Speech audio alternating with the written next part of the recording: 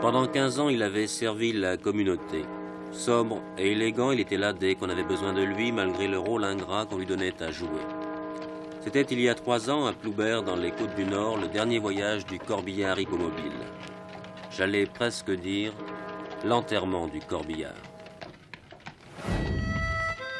Illustration sonore, écriture, ton de circonstances et personnages, tout est parfait dans ce reportage d'Alain Le Garec, nous contant les aventures de ce vieux corbillard abandonné.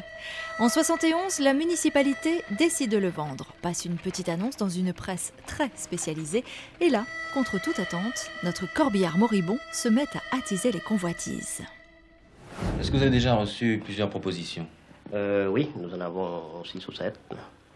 Il y a notamment des scouts, des équipes de scouts, de Morlaix et d'Orléans.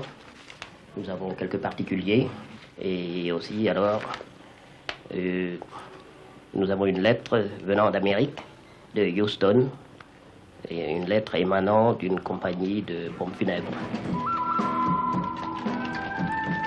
L'Amérique. Autrement dit, la retraite dorée, la gloire même pour ce petit corbillard qui n'avait jamais connu que d'ultimes voyages entre l'église et le cimetière d'un village breton. On avait pensé à lui à Houston. On avait même fait des propositions d'achat très sérieuses. Il est vrai que lui-même se trouvait un petit air de ressemblance avec ses cousins de Floride ou du Texas. Un petit air de ressemblance qu'il était cependant en train de perdre depuis que plus un cheval n'était en mesure de le tirer. Car en fait, c'était là que résidait tout son malheur. Parce qu'il n'y a pas de chevaux pour le sucre. Il y a des trop gros comme aujourd'hui.